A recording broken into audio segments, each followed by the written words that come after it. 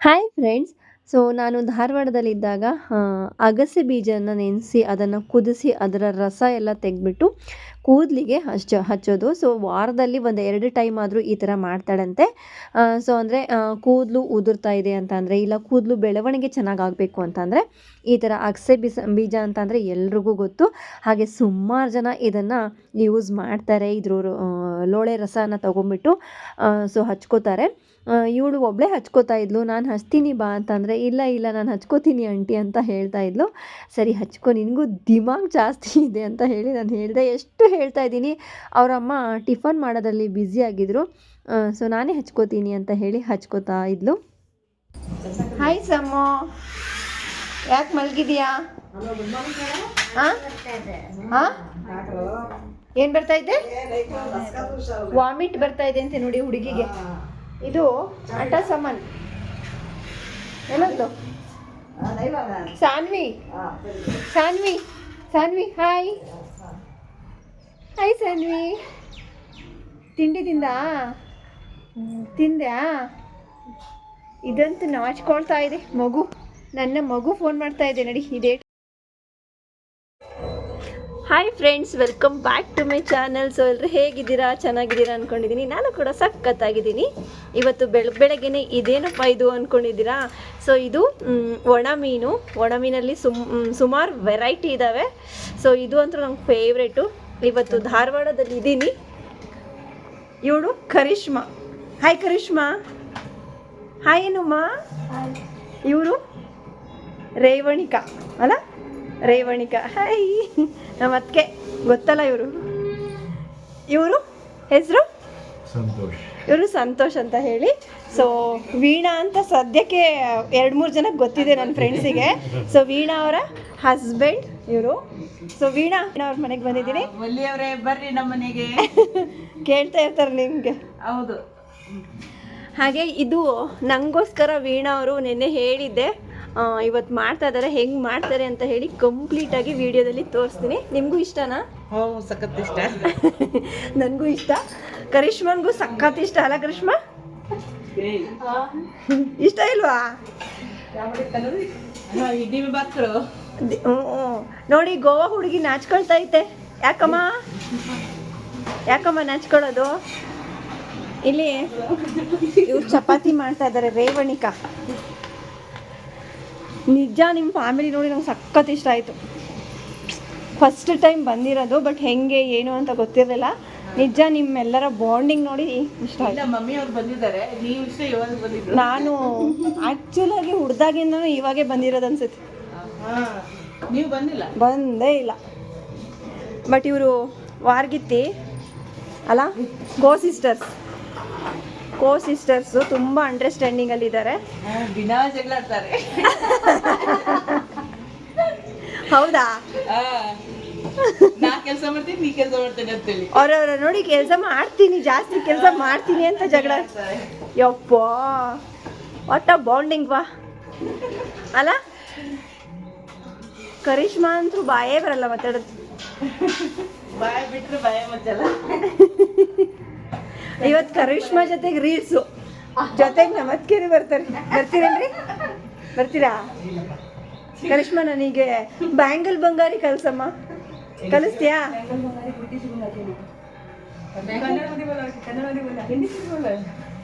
Bangle हाँ putty है ना हमारी टीचर सिखाएगी ना, हम लोग करेंगे.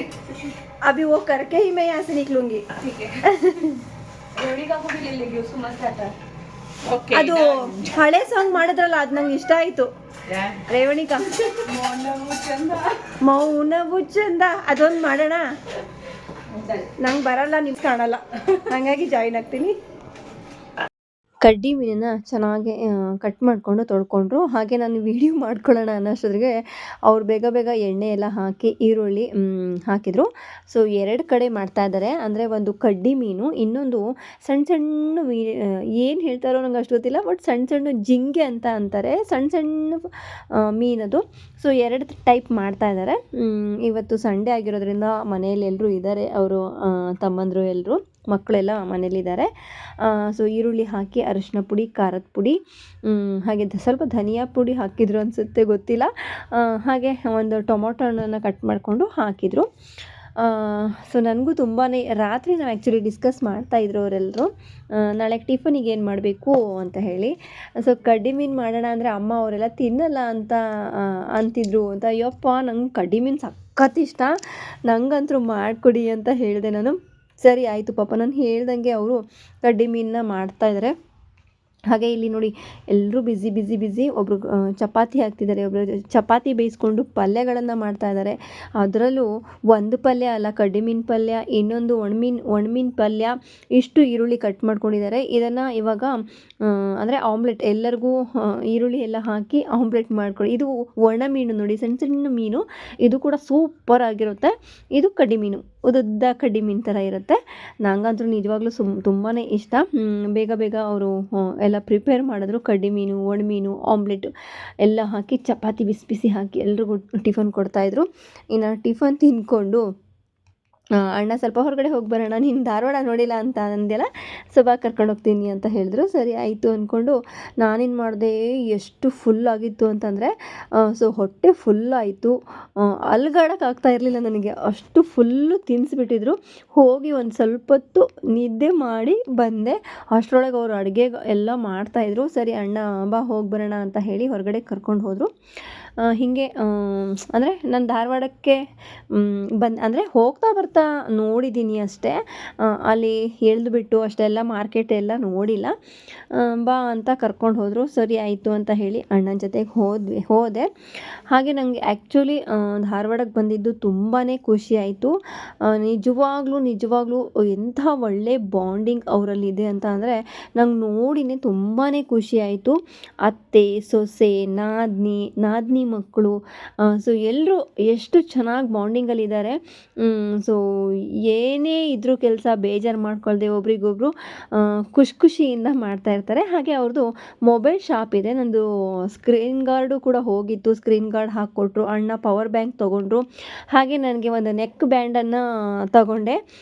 ಸೊ ತುಂಬ ದಿನಗಳಿಂದ ತೊಗೋಬೇಕು ಅಂದ್ಕೊಂಡಿದ್ದೆ. ನೆಕ್ ಬ್ಯಾಂಡ್ ತೊಗೊಂಡೆ ನೋಡಿ, ಇದು ನೆಕ್ ಬ್ಯಾಂಡು. ಆ್ಯಕ್ಚುಲಿ ಬ್ಲೂಟೂತ್ ತೊಗೊಳ್ಳೋಣ ಅಂತ ನೋಡಿದೆ, ಬಟ್ ಯಾವುದು ನನಗೆ ಅಡ್ಜಸ್ಟ್ ಆಗಿಲ್ಲ, ತಲೆ ಚಚ್ಕೊಂಡ್ಬಿಟ್ಟೆ, ಅದು ಆಗೇ ಇಲ್ಲ. ಸೊ ತೊಗೊಂಡ್ಬಿಟ್ಟು ಅವ್ರದ್ದೇ ಶಾಪು. ಸೊ ತೊಗೊಂಡ್ಬಿಟ್ಟು, ಇದು ಭವಾನಿ ಬ್ಯೂಟಿ ಪಾರ್ಲರ್ ಅಂತ ಇದೆ.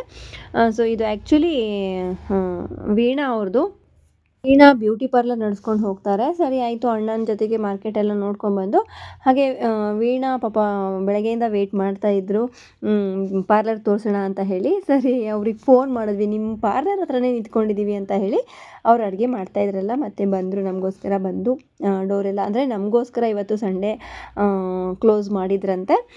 ಸೊ ಬಂದು ಮತ್ತೆ ತೆಗೆದ್ರು. ಸೊ ಚೆನ್ನಾಗಿದೆ. ಇನ್ನೊಂದು ಮುಂದೆ ಒಂದು ದೊಡ್ಡ ಶಾಪ್ ಇದೆ, ಅದನ್ನು ಮಾಡಬೇಕು ಅಂತ ಇದ್ದೀನಿ. ಬಟ್ ಅದು ಖಾಲಿ ಆದಮೇಲೆ ಸೊ ಇಲ್ಲಿಂದ ಆ ಕಡೆ ಶಿಫ್ಟ್ ಆಗ್ತೀನಿ ಅಂತ ಅಂದರು. ಸಾಕು, ಪರವಾಗಿಲ್ಲ, ಇದು ಯಾರಾದರೂ ಒಂದು ಸ್ವಲ್ಪ ಜನ ಬಂದರೆ ಕೂತ್ಕೊಳ್ಳೋಕ್ಕೂ ಅನುಕೂಲ ಇದೆ, ಚೆನ್ನಾಗಿದೆ ಅಂತ ಅಂದೆ ನಾನು. ಇನ್ನು ಸ್ವಲ್ಪ ದೊಡ್ಡದಾದರೆ ಮುಂದಿನ ಶಾಪು ಕೂಡ ಓಕೆ ಹೋಗಿ ಅಂತ ಅಂದೆ. ಹಾಗೆ ನಾನು ಸುಮಾರು ದಿನಗಳ ಹಿಂದೆಯೇ ಹೇಳಿದ್ದೆ, ವೀಣಾ ನಿಮ್ಮ ಹತ್ರ ಬಂದರೆ ನಾನು ಒಂದು ಕಟ್ ಮಾಡಿಸ್ಕೊತೀನಿ, ಹೇರ್ ಕಟ್ಟು ಅಂತ ಹೇಳಿ. ಸೊ ಹೇರ್ ಕಟ್ ಮಾಡಿ ಅಂತ ಹೇಳಿದೆ. ಸರಿ ಬನ್ನಿ ಮಾಡ್ತೀನಿ ಅಂತ ಹೇಳಿ, ಯಾವ ಕಟ್ ಮಾಡಲಿ ಅಂತ ಹೇಳಿದರು. ನಂಗೆ ಯಾವ ಕಟ್ ಅಂತ ಗೊತ್ತಿಲ್ಲ, ಬಟ್ ನಂಗೆ ಸೆಟ್ ಆಗೋ ಥರ ಮಾಡಿ ಅಂತ ಅಂದೆ. ಸರಿ ಆಯಿತು, ನಿಮ್ಮದು ಬಟರ್ಫ್ಲೈ ಕಟ್ ಮಾಡ್ತೀನಿ ಅಂತ, ಏನೋ ಒಂದು ಒಟ್ಟಲ್ಲಿ ಚೆನ್ನಾಗಿರಬೇಕು ಅಂತ ಅಂದೆ. ಪಾಪ ಸರಿ ಆಯಿತು ಮಾಡ್ತೀನಿ ಅಂತ ಹೇಳಿದರು. ಅಂದರೆ ನಂಗೆ ತುಂಬ ಲೆಂತಿ ಇಲ್ಲ, ಒಂದು ಚೂರೇ ತೆಗಿತೀನಿ ಅಂತ ಅಂದರು. ಸರಿ ಆಯಿತು ಅಂತಂದೆ. ಸೊ ಒಂಥರ ತುಂಬ ಖುಷಿ ಆಯಿತು ಧಾರವಾಡಕ್ಕೆ ಹೋಗಿ. ಸೊ ಮತ್ತೆ ಹೋಗಬೇಕು ಅಂತ ಅನಿಸುತ್ತೆ. ಸೊ ಏನೇ ಆಗಲಿ ಮನುಷ್ಯತ್ವ ಚೆನ್ನಾಗಿರಬೇಕು ಅಲ್ವಾ ಫ್ರೆಂಡ್ಸ್. ಸೊ ಅಲ್ಲಿ ಮನಸ್ಥಿತಿ ಚೆನ್ನಾಗಿದ್ದರೆ ನೀವು ಎಷ್ಟೇ ಸತಿ ಹೋದ್ರೂ ಬೇಜಾರಾಗಲ್ಲ. ಸೊ ಮತ್ತೆ ಹೋಗಬೇಕು ಅಂತ ಅನಿಸುತ್ತೆ. ಸೊ ಹಾಗೆ ನನಗೆ ವೀಣಾ ಅವ್ರ ಮನೆಯಲ್ಲಿ ಕೂಡ ಅನ್ನಿಸ್ತು. ಸೊ ವೀಣಾ ಅವ್ರ ಅಮ್ಮನೂ ಕೂಡ ಅಷ್ಟೇ, ತುಂಬ ಪ್ರೀತಿಯಿಂದ ತುಂಬ ಚೆನ್ನಾಗಿ ನೋಡಿಕೊಂಡ್ರು. ಸೊ ಅವ್ರ ಮನೆಯಲ್ಲಿ ಅಂತೂ ಸಿಕ್ಕಾಪಟ್ಟೆ ವೆರೈಟಿ. ನಾವು ಇಷ್ಟೊಂದು ವೆರೈಟಿ ಮಾಡ್ತೀವಿ ಅಂತಂದರೆ ನಮಗಿಂತ ಜಾಸ್ತಿ ವೆರೈಟಿಯಲ್ಲಿ ಅಡುಗೆಗಳನ್ನು ಮಾಡಿದರು. ಸೊ ನಾವು ಹಿಂದಿನ ದಿನವೇ ಹೋಗಿದ್ವಲ್ಲ, ಸೊ ನೈಟು ಕೂಡ ತುಂಬಾ ಚೆನ್ನಾಗಿ ಅಡುಗೆ ಮಾಡಿದರು. ಬೆಳಗ್ಗೆ ಟಿಫನ್ ತಿಂದಿದ್ದೆ ನನಗೆ ಫುಲ್ ಆಗಿಬಿಟ್ಟಿತ್ತು. ಅಷ್ಟು ಅಂದರೆ ಆಮ್ಲೆಟು, ಸೊ ನಮಗೆ 2 ಥರ ಒಣಮೀನು ಪಲ್ಯ, ಆಮ್ಲೆಟು ಮತ್ತು ಬ್ರೆಡ್ ಆಮ್ಲೆಟ್ ಬೇರೆ ಹಾಕ್ಕೊಂಡಿದ್ರು. ಮಕ್ಕಳು ನಮಗೆ ಅದೆಲ್ಲ ಬೇಡ, ಎಗ್ ಬುರ್ಜಿ ಮಾಡಬೇಕು ಅಂದಾಗ ಪಾಪ ಬೇಜಾರಿಲ್ಲದೆ ಪ್ರತಿ ಸರ್ತಿನೂ ಹೀಗೇನಾ ಅಂತ ಅಂದೆ. ಹೌದು, ಹೀಗೆ ಬೆಳಗ್ಗೆ ನಮ್ಮದ್ರಲ್ಲಿ 2-3 ಥರ ಟಿಫನ್ ಮಾಡ್ತೀವಿ ಅಂತ ಹೇಳ್ತಾಯಿದ್ರು. ನೋಡಿ ಕಟ್ ಮಾಡ್ಕೊಂಡೆ. ಸೊ ವೀಡಿಯೋ ಅದನ್ನು ಆ್ಯಕ್ಚುಲಿ ಕ್ಲೀನಾಗಿ ಮಾಡಬೇಕು ಅಂತ ಅಂದೆ, ಬಟ್ ನಂಗೆ ಅಲ್ಲಿ ಸೆಟ್ ಮಾಡಿದ್ರಲ್ಲ ಸಖತ್ ಕಾಣ್ತಾ ಇತ್ತು. ನಾನು ಒಂಥರ ಡಿಫ್ರೆಂಟ್ ಕಾಣ್ತಾ ಇದ್ದೆ. ಹಾಗೆ ನಮ್ಮ ಅತ್ತಿಗೆ ಬಂದರು, ಅವರು ಕೂಡ ಐಬ್ರೋ ಎಲ್ಲ ಮಾಡಿಸ್ಕೊಂಡು ಮತ್ತೆ ಮನೆಗೆ ಬಂದ್ವಿ. ಸೊ ಅಡುಗೆ ಎಲ್ಲ ರೆಡಿಯಾಗಿತ್ತು. ಕೈಮಾ, ಚಿಕನ್ ಡ್ರೈ, ಮಟನ್ ಸಾರು, ಬಿಸಿ ಬಿಸಿ ಜೋಳದ ರೊಟ್ಟೆ, ಸೌತೆಕಾಯಿ, ಈರುಳ್ಳಿ ಇಷ್ಟೆಲ್ಲ ಅಡುಗೆಗಳು ನಾವು ಹೋಗಿ ಬರೋಷ್ಟೊತ್ತಿಗೆ ಅಡುಗೆ ಮಾಡಿದರು. ಸಖತ್ತಾಗಿತ್ತು. ಚಿಕನ್ ಡ್ರೈ ಅಂತೂ ನಂಗೆ ಉಪ್ಪಿನಕಾಯಿ ನೆಗ್ದಂಗೆ ನೆಕ್ಕಿದ್ದೀನಿ, ಅಷ್ಟು ಸಖತ್ತು ಟೇಸ್ಟ್ ಇತ್ತು. ಮಟನ್ ಸಾರು ಎಲ್ಲ ಸಖತ್ತಾಗಿತ್ತು, ಚೆನ್ನಾಗಿತ್ತು. ಫುಲ್ಲು ಅಂದರೆ ಜಾಸ್ತಿ ಫುಲ್ ಮಾಡ್ಕೊಳಕ್ಕೆ ಹೋಗಿಲ್ಲ, ಯಾಕಂದರೆ ಬೆಳಗ್ಗೆ ತಿಂದುಬಿಟ್ಟು ನನಗೆ ಸಿಕ್ಕಾಪಟ್ಟೆ ನಿದ್ದೆ ಎಳಿತಾ ಇತ್ತು. ಹಾಗಾಗಿ ಒಂದು ಸ್ವಲ್ಪ ಅಂದರೆ ಇಷ್ಟು ತಟ್ಟೆಯಲ್ಲಿ ಹಾಕ್ಕೊಂಡಿದ್ದೀನಿ. ನಂಗೆ ಮತ್ತು ಸ್ವಲ್ಪ ತೆಗೆದುಬಿಟ್ಟೆ ನಾನು, ಫುಲ್ ಆಗಿಬಿಟ್ರೆ ಕಷ್ಟ ಅಂತ ಹೇಳಿ. ಹಾಗೆ ಊಟ ಎಲ್ಲ ಮುಗಿಸ್ಕೊಂಡು ಮೇಯ್ನಾಗಿ ಧಾರವಾಡಕ್ಕೆ ಬಂದಿರೋದು ನಾನು ಧಾರವಾಡ ಪೇಡ ತೊಗೊಳಕ್ಕೆ. ಸೊ ಇಲ್ಲಿ ಬಾಬು ಸಿಂಗ್ ಅಂತ ಹೇಳಿ ಇವ್ರದ್ದೊಂದು ಅಂಗಡಿ ಇದೆ. ಫುಲ್ಲು ಮೂಲ ಶಾಪ್ ಇದು. ಅಲ್ಲಿ ಸುಮಾರು ಜನ ಕ್ಯೂ ನಿಂತ್ಕೊಂಡಿರ್ತಾರಂತೆ. ಸೊ ನಾವು ಹೋದಾಗೂ ಕೂಡ ತುಂಬಾ ರಶ್ ಇತ್ತು. ಸೊ ನಾವು ಕ್ಯೂ ಅಲ್ಲಿ ನಿಂತ್ಕೊಂಡು ಧಾರವಾಡ ಪೇಡ ಮತ್ತು ಘಾಟಿ ಫೇಮಸಲ್ಲಿ, ನನಗಂತೂ ಪೇಡ ಅಂತ ಅಂದ್ರೇ ಸಖತ್ ಇಷ್ಟ. ಅದರಲ್ಲೂ ಸಿಕ್ಕಾಪಟ್ಟೆ ಪೇಡಗಳೆಲ್ಲ ತೊಗೊಂಡು ಬಂದ್ವಿ. ನಮ್ಮ ಅತ್ತಿಗೆನೂ ತೊಗೊಂಡ್ರು, ದೀಪಣ್ಣ ತೊಗೊಂಡ, ನಾನು ಕೂಡ ತೊಗೊಂಡೆ. ಸೊ ಸಖತ್ ಇಷ್ಟ ಆಯಿತು. ನಮ್ಮ ಮನೇಲಿ ಪೇಡ ತೊಗೊಂಡು ಬಂದ ತಕ್ಷಣ ನಾನು ನನ್ನ ಮಗನೇ ಜಾಸ್ತಿ ತಿಂದಿದ್ದು ಅನಿಸುತ್ತೆ. ನನ್ನ ಮಗಳು ಎಷ್ಟು ತಿಂತಾಯಿದ್ದೀರಮ್ಮ ಅದು ಅಂತ ಹೇಳಿ, ಸುಮ್ಮನಿರು ತಿನ್ನಬೇಕು ಅಂತಲೇ ತೊಗೊಂಬಂದಿರೋದು ಅಂತ ಹೇಳಿ. ನಿಜವಾಗ್ಲೂ ಸಖತ್ ಟೇಸ್ಟ್ ಇರುತ್ತೆ. ಬಟ್ ಯಾವ್ದ್ಯಾವ ಊರಲ್ಲಿ ಏನೇನು ಫೇಮಸ್ ಇರುತ್ತೋ ಅದು ತಿಂದುಬಿಡಬೇಕು. ಅದರಲ್ಲೂ ಪೇಡ, ಈ ಕುಂದ ಸಖತ್ ಟೇಸ್ಟ್ ಇರುತ್ತೆ. ನಾವು ಟೈಮ್ ಆಗಿಬಿಡ್ತು, ಹೊರಗಡೆ ಹೋಗಿದ್ವಲ್ಲ, ಸೊ ಪೇಡೆಗೆ ತರಕ್ಕೆ ಹೋಗಿದ್ವಿ. ನಮಗೋಸ್ಕರ ಕಾಯ್ತಾ ಇದ್ದರು. ಟೀ ಬೇಡ ಅಂತ ಅಂದ್ರೂ ಟೀ ಇಡ್ತಾ ಇದ್ದಾರೆ. ಸೊ ಈ ಕಡೆ ಟೈಮ್ ಆದರೆ ಕಷ್ಟ ಅಂತ ಹೇಳಿ, ಯಾಕಂದರೆ ಟ್ರೈನ್ ಬುಕ್ಕಿಂಗ್ ಇತ್ತು. ಇವರಂತೂ ಹೋಗಬೇಡಿ ಅಂತ ಹೇಳಿ ತುಂಬ ಇದು ಮಾಡ್ತಾಯಿದ್ರು. ಬಟ್ ನಾವು ಟ್ರೈನ್ ಬುಕ್ ಮಾಡಿದ್ವಿ. ಹಾಗೆ ಮತ್ತೆ ಮಾರನೇ ದಿನ ಬೆಳಗ್ಗೆ ಎದ್ರೆ ಕೆಲಸಕ್ಕೆಲ್ಲ ಹೋಗಬೇಕು. ಹಾಗಾಗಿ ನೆಕ್ಸ್ಟ್ ಟೈಮ್ ಖಂಡಿತ ಬರ್ತೀವಿ ಅಂತ ಹೇಳಿ, ಅದರಲ್ಲೂ ಬೇಗ ಟೀಗೆ ಮಾಡ್ತೀವಿ. ಸೊ ಟೀ ಕುಡ್ಕೊಂಡು ಹೋಗಿ, ನೀವು ಕೇಳಿದೆ ಬುಕ್ಕಿಂಗ್ ಮಾಡಿದ್ದೀರಾ ಅಂತ ಹೇಳಿ ಎಲ್ಲರೂ ಕೂಗಾಡ್ತಾಯಿದ್ರು. ಹಿಂಗೆ ಬಂದು ಹಿಂಗೆ ಹೋದಂಗೆ ಆಗ್ತಾಯಿದೆ ಅಂತ ಹೇಳಿ. ಆ್ಯಕ್ಚುಲಿ ನಾವು ಹಿಂದಿನ ದಿನವೇ ಬಂದಿದ್ವಲ್ಲ, ಹಾಗಾಗಿ ಪರವಾಗಿಲ್ಲ. ಸೊ ಸಂಡೇ ಬೆಳಗ್ಗೆ ಬರಬೇಕು ಅಂತ ಅಂದ್ಕೊಂಡಿದ್ದು ನಾವು. ಸೊ ಸ್ಯಾಟರ್ಡೇ ಈವ್ನಿಂಗ್ ಬಂದು ಸಂಡೇ ಈವ್ನಿಂಗ್ ಮತ್ತೆ ಹೊರಟ್ವಿ. ಸೊ ನೋಡಿ, ಬೇಡ ಅಂದ್ರೂ ಅಮ್ಮಂಗೆ, ನನಗೆ, ನಮ್ಮ ಅತ್ತಿಗೆಗೆಲ್ಲ ಸೀರೆ ಮಾಡ್ತಾಯಿದ್ದಾರೆ. ಇದೆಲ್ಲ ಏನಕ್ಕೆ ಅಂತ ಹೇಳಿದ್ರು ಕೇಳ್ತಾ ಇಲ್ಲ. ಅಮ್ಮ ಅಂತೂ ಏನಿದು ಇವೆಲ್ಲ ಇಟ್ಕೊಂಡಿದ್ದೀರಲ್ಲ ಅಂತ ಹೇಳಿ ಹೇಳಿದ್ರು. ಹಾಗೆ ಸೊ ಅವರು ತುಳಜಾಪುರದಿಂದ ಬಳೆ ತಂದಿದ್ದರು. ಆ್ಯಕ್ಚುಲಿ ನನಗೆ ತುಳಜಾಪುರ ಬಳೆ ಅಂತಂದರೆ ಸಿಕ್ಕಾಪಟ್ಟೆ ಇಷ್ಟ. ನಾನು ಹೋದಾಗ 1 ಡಜನ್ ಅಲ್ಲಿಂದ ಹಾಕ್ಕೊಂಡು ಬರ್ತೀನಿ, ಅಷ್ಟು ನನಗೆ ಇಷ್ಟ. ಸೊ ನಂಗೆ ಕೊಡಿ, ನಂಗೆ ತುಂಬ ಇಷ್ಟ ಅಂತ ಹೇಳಿ ನಾನೇ ಹೇಳಿ, ಅಂದರೆ ಅವರು ಎಲ್ರಿಗೂ ಕೊಡ್ತಾಯಿದ್ರು. ನಾನು ಇಲ್ಲೇ ಹಾಕ್ಕೋತೀನಿ, ನನಗಿಷ್ಟ ಅಂತ ಹೇಳಿ ಹಾಕೋತಾ ಇದ್ದೆ. ಆಗ್ತಾವೋ ಇಲ್ಲೋ ಅಂತ ಅಂದ್ಕೊಂಡಿದ್ರು. ಅಂದರೆ ಆಯಿತು. ಅಮ್ಮನೂ ಕೂಡ ಅಮ್ಮನೂ ಒಂದು 2 ಹಾಕ್ಕೊಂಡು ಅಮ್ಮನೂ ನನಗೆ ಕೊಟ್ಬಿಟ್ರು, ತಗೊಳವ ಹಾಕು ಅಂತ ಹೇಳಿ. ಚೆನ್ನಾಗಿರುತ್ತೆ ಅದು. ಒಂಥರ ಗ್ರೀನ್ ಬ್ಯಾಂಗಲ್ಸಲ್ಲಿ ಎಲ್ಲೋ ಡಾಟ್ಸ್ ಇರುತ್ತೆ, ಸಖತ್ತಾಗಿರುತ್ತೆ ಬಳೆಗಳು. ನನಗಂತೂ ಸಿಕ್ಕಾಪಟ್ಟೆ ಖುಷಿ ಆಯಿತು. ಆಮೇಲೆ ಇಲ್ಲಿ ಎಲ್ಲರ ಜೊತೆಗೂ ಹೊಂದ್ಕೊಂಡು, ಸೊ ಅಂದರೆ ಅವರೆಲ್ಲ ಹೆಂಗೋ ಏನೋ ಅಂದ್ಕೊಂಡಿದ್ದೆ, ಬಟ್ ತುಂಬ ಚೆನ್ನಾಗಿ ಹೊಂದ್ಕೊಂಡು ತುಂಬ ಚೆನ್ನಾಗಿ. ಸೊ ನಾವು ಜಾಸ್ತಿ ಮಾತಾಡೇ ಇದ್ದಿಲ್ಲ ಅವ್ರ ಸೊಸೆಯವ್ರ ಜೊತೆಗೆ ಆಗಲಿ. ಅವರು ಅಷ್ಟು ಚೆನ್ನಾಗಿ ಮಾತಾಡಿದರು. ಏನು ನಾವು ಪದೇ ಮೀಟ್ ಆಗ್ತೀವೇನೋ ಅಷ್ಟು ಚೆನ್ನಾಗಿ ಮಾತಾಡ್ಸಿದ್ರು. ತುಂಬಾ ಖುಷಿ ಆಯಿತು. ತುಂಬ ಫೋರ್ಸ್ ಮಾಡ್ತಾಯಿದ್ರು, ಅವ್ರಿಗೆ ಕೋಪ ಬರ್ತಾಯಿತ್ತು ಅನಿತಕ್ಕ ಅವರಿಗೆ, ಹೋಗ್ತಾ ಇದ್ದಾರಲ್ಲ ಅಂತ ಹೇಳಿ. ಇನ್ನೇನು ಮಾಡೋದು, ಅಂದರೆ 2 ಡೇಸ್ ಇದ್ವಲ್ಲ, ಅಂದರೂ ಅವ್ರಿಗೆ ಇರಬೇಕಿತ್ತು, ಅಲ್ಲಿ ಕರ್ಕೊಂಡು ಹೋಗ್ತಿದ್ದೆ, ಇಲ್ಲಿ ಕರ್ಕೊಂಡು ಹೋಗ್ತಿದ್ದೆ ಅಂತ ಹೇಳಿ ತುಂಬ ಹೇಳೋರು. ಅದರಲ್ಲಿ ನಾನು ಬೇರೆ ತುಂಬ ವರ್ಷಗಳ ನಂತರ ಹೋಗಿದ್ದೀನಲ್ಲ, ಹಾಗಾಗಿ ದೇವಸ್ಥಾನಗಳಿಗೆಲ್ಲ ಕರ್ಕೊಂಡು ಹೋಗ್ತಿದ್ವಿ. ಹೋಗ್ತಾ ಇದ್ದೀರಲ್ಲ ಅಂತ ನೆಕ್ಸ್ಟು ಖಂಡಿತ ಬರಬೇಕು ನೋಡಿ, ಟೈಮ್ ಮಾಡಿಕೊಂಡು ಉಳ್ಕೋಬೇಕು ನೀವು, ಹಂಗೆ ಬನ್ನಿ ಅಂತ ಹೇಳಿ. ಸರಿ ಆಯಿತು ಅಂತ ಹೇಳಿ ನೀನು ಹೊರಟ್ವಿ. ಸೊ ಬೆಳಗ್ಗೆ ಎಲ್ಲ ನಾವು ರೀಲ್ಸ್ ಮಾಡಬೇಕು ಅಂದ್ಕೊಂಡ್ವಿ, ಬಟ್ ಟೈಮ್ ನಿಜ ಸಾಕಾಗಿಲ್ಲ. ಹೊರಗಡೆ 2 ಸತಿ ಹೊರಗಡೆ ಹೋಗ್ಬಿಟ್ವಿ. ಹಾಗಾಗಿ ಒಂದು ಸ್ವಲ್ಪ ಅವ್ರ ಜೊತೆಗೆ ಫೋಟೋಸಾರ ತೆಕ್ಕೊಳ್ಳೋಣ ಅಂತ ಹೇಳಿ ಫೋಟೋಸ್ ಎಲ್ಲ ನಿಂತ್ಕೊಂಡು ತೆಕ್ಕೊಂಡ್ವಿ. ನೋಡಿದ್ರಲ್ಲ. ಸೊ ಇನ್ನೂ ಒಂದು ಸ್ವಲ್ಪ ಜನ ಇದ್ದಾರೆ, ಅವರೆಲ್ಲರೂ ಒಂದು ಸ್ವಲ್ಪ ಹೊರಗಡೆ ಹೋಗಿದ್ದರು. ಇರೋ ಅಷ್ಟು ಜನ ಎಲ್ಲರೂ ಸೇರಿ ತೆಕ್ಕೊಂಡ್ವಿ. ಹಾಗೆ ರೈಲ್ವೆ ಸ್ಟೇಷನಿಗೆ ಬಂದಾಗ ಇಲ್ಲೊಂದು ಪಿಕ್ ತೆಕ್ಕೊಂಡೆ.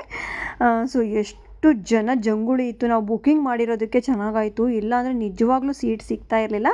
ಇನ್ನು ನಾವು ಟ್ರೈನ್ ಬಂದ ತಕ್ಷಣ ಟ್ರೈನಲ್ಲಿ ಹತ್ಕೊಂಡು ಊರಿಗೆ ಬಂದ್ವಿ. ಸೊ ಇಷ್ಟ ಆಗಿತ್ತು ಇವತ್ತಿನ ಈ video. Okay, bye bye friends, take care.